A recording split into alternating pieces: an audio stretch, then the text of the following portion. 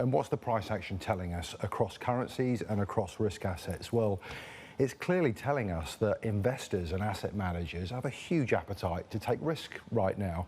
That's best epitomised by the way the US stock market is trading. You know, the S&P's up almost 5% this year.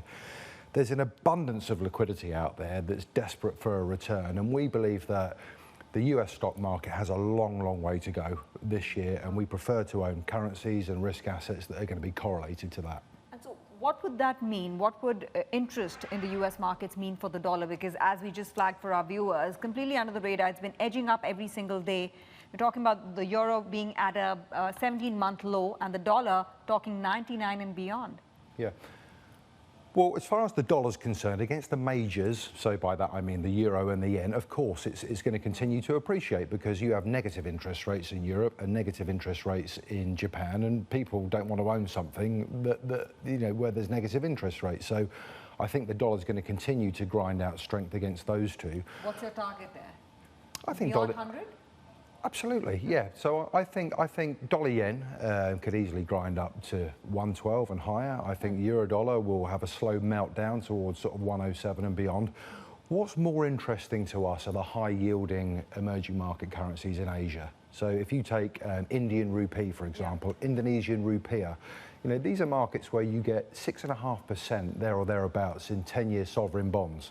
Compared to the 1.5% you get in the US, there's clearly going to be capital moving into those markets. The sense is that the US markets and the rally that we are seeing out there are being too complacent about the situation, and you know, the risks coming in with the disruption in supply chains emanating from China that can disturb the industrial sector across the world. Some of that is not getting factored into the price action. Do you not think the markets as an aggregation of opinions could be a bit wrong here? I think what the market is really focused on, actually, is all about returns. So I like beer, not the stuff you drink, but the bond equity earnings ratio, okay? And that tells you that if you look at the S&P, it has a price earnings multiple of about 18.5. So that gives an earnings yield of almost 5.5%.